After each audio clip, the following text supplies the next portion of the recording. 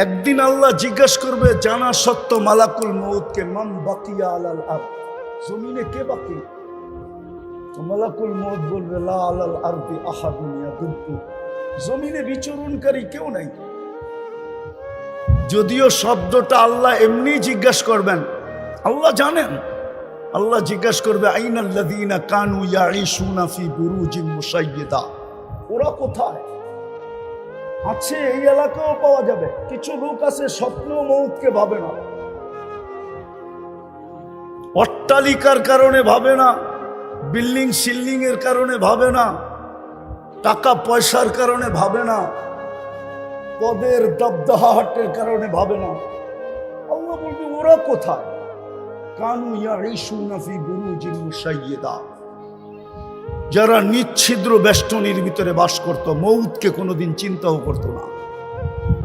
অথচ ডেলি 25 বার মউতের কথা চিন্তা করলে শাহাদতের মউত মিলে যদি ওই দিন মৃত্যু হয়। না হাদিসে নাই? আছে বারিকলি ফিল মউতি ওয়া ফিমা বাদাল মউত, যে ফজরের পরে পড়বে, যদি সন্ধ্যার আগে সূর্য ডুবার আগে মারা যায় তো শাহাদতের মউত। আবার যে মাগরিবের পরে পড়বে বারিকলি ফিল মউতি ওয়া ফিমা বাদাল মউত, সূর্য উঠার আগে যদি মারা যায় তাইলে শাহাদতের মউত। কিন্তু আমাদের সমাজে কিছু নারী পুরুষ যুবক আছে যারা মউতকে সারাদিন ভাবে না। আল্লাহ জিজ্ঞেস করবে ওরা কোথায়? মালাকুল মউত বলবে ওদেরকে নিয়ে আসছি, আমার জন্য কোনো বাধা ছিল না। তো চলে যেতে হবে, আগে গেলে আরো আগে যাওয়া যায়। তারপরে বলবে আকাশওয়ালা বাকি, আপনি চিরঞ্জীব। আল্লাহ বলবে লাগাও আকাশে ঝাড়ু, তো 7 আকাশে ঝাড়ু দিবে। তারপরে জিজ্ঞাসা করবে এইবার? তো মালাকুল মউত বলবে লা আলাল আরদি ওয়ালা আলাস সামাওয়াতি ইল্লাল্লাযীনা ইয়াঈশুনা তাহতা আরশি ওয়া আনতাল হাইয়্যুল্লাযী লা ইয়ামুত, জমিনেও নাই আকাশেও নাই, শুধু আপনার আরশের নিচে যারা বিচরণ করে ওরা বাকি আছে, আর আপনি চিরঞ্জীব। আল্লাহ জোশে আসবে আর বলবে লাগা ঝাড়ু আরশের নিচে। তারপরে জিজ্ঞাসা করবে এইবার কে বাকি? তো বলবে লা আলাল আরদি ওয়ালা আলাস সামাওয়াতি ওয়ালা তাহতা আরশি ইল্লা ইসনা আশারা, শুধু 12 জন বাকি আছে, আপনি চিরঞ্জীব। আল্লাহ বলবে নাম বলো, তো বলবে আমরা 4 জন, জিবরিল, মিকাইল, ইসরাফিল, মালাকুল মউত ও সামানিয়াতু মিন হামিলাতি আরশি, আপনার আরশ আর বহনকারী 8 জন, আর আমরা আপনি চিরঞ্জীব। তারপরে হুকুম আসবে 3 জনের মৃত্যু হোক। আবার জিজ্ঞাসা করবে, আবার বলবে এইবার 9 জন, আমি আর আরশ বহনকারী 8 জন। আল্লাহ হুকুম দিবে ফালিয়ামুত হামিলাতা আরশি, আমার আরশ বহনকারীদেরও মৃত্যু হোক। তারপরে বলবে এইবার? তো মালাকুল মউত বলবে আনা ওয়া আনতাল হাইয়্যুল্লাযী লা তামুত, আমি এবং আপনি চিরঞ্জীব। আল্লাহ বলবে ফাতামুত আনতা, এবার তোমার পালা। লিআন্নী কাতাবতুল মাউতা আলা মান তাহতা আরশি আল্লাযী লা ইয়ামুত, আল্লাযী হাই লা ইয়ামুত ফাহুয়া ফাওকা আরশি, আমার আরশের নিচে যে আছে তাকে মরতে হবে। বিদায় তোমার পালা, মরো। সায়ুলকি আলাইহি সাকারাতাল মাউত, আল্লাহ ওনার উপরে মৃত্যুর যাতনা ঢালবেন, আর উনি চিৎকার দিবেন আর করবেন আর বলবেন লাউ আলিমতু সাকরাতাল মাউত মা কাবাসতু আরওয়াহাল মুমিনিন, মৃত্যুর সম্বন্ধে যদি কিঞ্চিত ধারণা থাকতো তাহলে কোনো মুমিন মুসলমানের দায়িত্ব আমি কোনোদিন নিতাম না। এত কষ্ট, বিদায় চলে যেতে হবে, কিন্তু নিজেকে দামি বানায় নিয়ে যেতে হবে। আমি কথাকে গুছায় নিয়ে আসতেছি। দামি বানানোর জন্যই আমাদের পিছনে বাজেট, 24 ঘন্টার বাজেট। শুধু বাজেট না, 24 ঘন্টা সুরক্ষা, নাইলে এই জমিন আমাদেরকে 1 মিনিট টিকতে দিত না। শুনবেন, জমিন প্রতিদিন বলে আলা কুল্লা ইয়াউমিন ওয়াল আরদু তাস্তাযিনু রাব্বা, জমিন প্রতিদিন বলে আল্লাহ অনুমতি দেন না আন আবতালিয়া ইবনা আদম ফি বাতনি, আমি মানুষকে পেটে নিয়ে আনব, পেটে।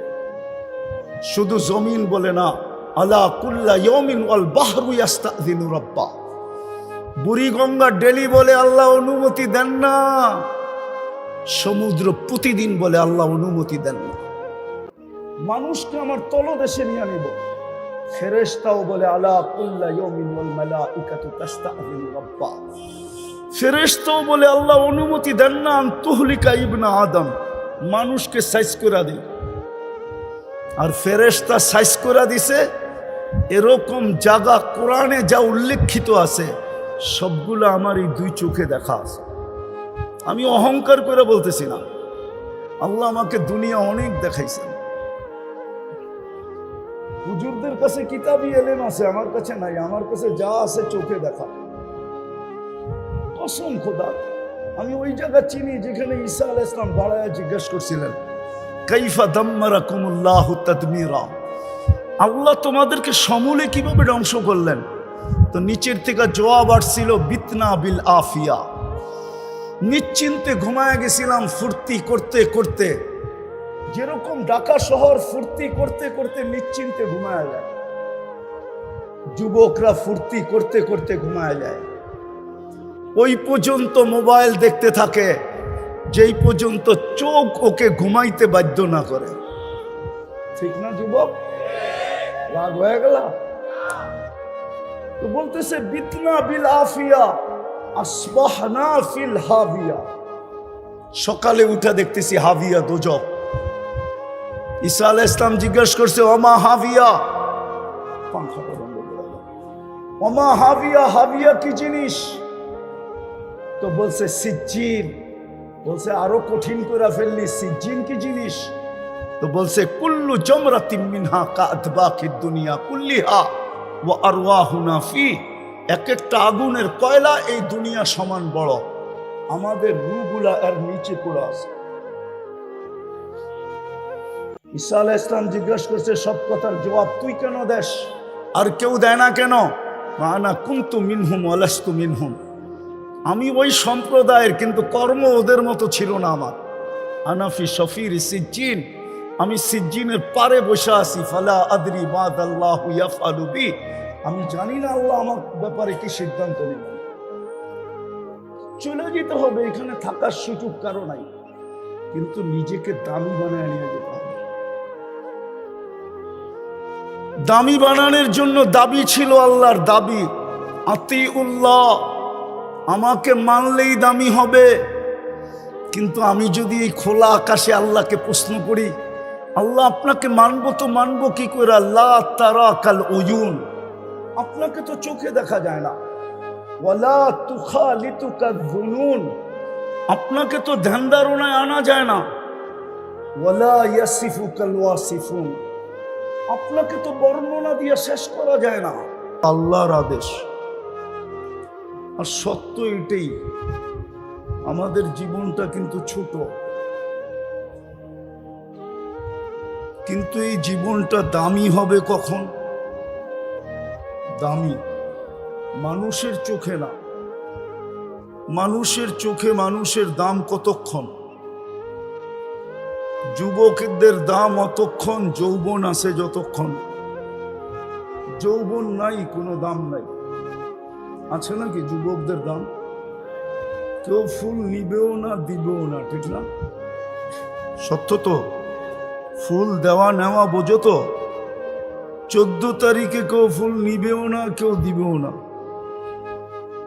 বরং দিতে চাইলে উল্টা গালি দিবে, বলবে মালই তো নাই, যৌবনই তো নাই, ঠিক না?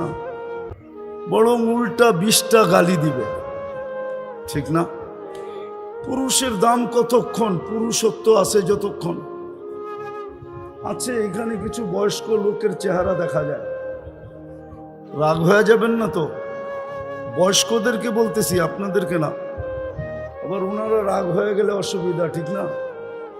যার কাছে জীবন যৌবন পুরাটা বিলায় দিল, এখন ওনার কাছে গেলে উনিও বিরক্ত হয়। সরো, মনে হয় বোঝেন না ইঙ্গিত, ঠিক না? তো কতক্ষণ দাম? নারীর কাছে নারীর দাম অতক্ষণ নারীত্ব আছে যতক্ষণ, রূপসীর দাম অতক্ষণ রূপ আছে যতক্ষণ। এই জন্যই তো 1 বৎসরের বেশি 2 বৎসর বিশ্ব সুন্দরী হওয়া যায় না।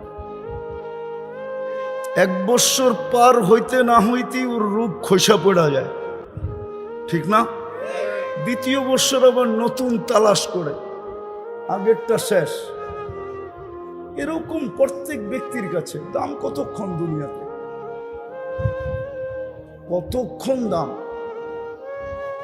আমরা কয়েকদিন আগেই দেখতাম মিডিয়াওয়ালারা তেল মারতে মারতে মারতে মারতে তেলের দাম বাড়ায় দিছিল, ঠিক না? সত্য তো। আবার মিডিয়া লিখতে শুরু করছে তেল ছাড়া কিভাবে পাকানো যায়। এখন ওই মিডিয়াকেই দেখতেছি স্বৈরাচার বলতে বলতে বলতে গলা শুকায় ফেলে, আবার মাঝে মাঝে খবরের মধ্যখানে পানিও খায়। মানুষের দাম কতক্ষণ? বাইচা আছে যতক্ষণ, অথবা যেই জিনিসের কারণে সে সমাজে দামি, ওই জিনিসটা তার হাতের মুঠায় আছে যতক্ষণ। রাগ হয়ে যান না। কেউ আবার সরকারি অফিসার, এক্স অফিসার থাকলে দেখা যায় আমাদের সমাজে যতক্ষণ চেয়ারে আছে ফাইল নিয়ে সবাইকে কানে ধরে ঘুরাইতেছে। যেদিন উনি এলপিআরে গেছে ওই দিন থেকে উনি ফাইল নিয়ে অফিসে অফিসে ঘুরতেছে। কলিগরা দেখে আর মুস্কি মুস্কি হাসে যে এতদিন তো তুমি সবাইরে কানে ধরে ঘুরাইতা, এইবার দেখো তোমার ঘুরতে কেমন মজা লাগে। তো চেয়ারে আছে, দাম আছে। আমার এটা বুঝানোর জন্য আমি বুঝাইতে চাইতেছি আল্লাহর কাছে আপনি দামি কতটুকু। আল্লাহর কাছে যে দামি হবে সে চিরদিন দামি। আমি বেলাল রাদিয়াল্লাহু তাআলা আনহুর বাড়ি 6 বার দেখছি, 6 বারই আমার চোখে পানি আসছে। শুধু আমি একা না, যত দর্শক ছিল সবার চোখেই পানি। আমি জিজ্ঞেস করছি কাঁদো কেন? বলছে কেন কাঁদি এটাও বলতে পারি না। অথচ বেলাল রাদিয়াল্লাহু তাআলা আনহুর বাড়িটা ইথিওপিয়া। আপনি যান গুগলে ইথিওপিয়ার ইতিহাস দেখেন, বাড়িটা সরকার এখনো সংস্কার করে নেয়, আর মনে হয় না কিয়ামতের আগে করবে। কেন? এটাই তো ঐতিহ্য, ঠিক না? কি ঐতিহ্য না? কবির কথাই তো সত্য, ঠিক না? আজল নে না ছোড়া কেসরা না দারা, उसी से सिकंदर सा फाते भी दिहारा, हर एक लेके क्या क्या हसस सुधारा, परा रह गया।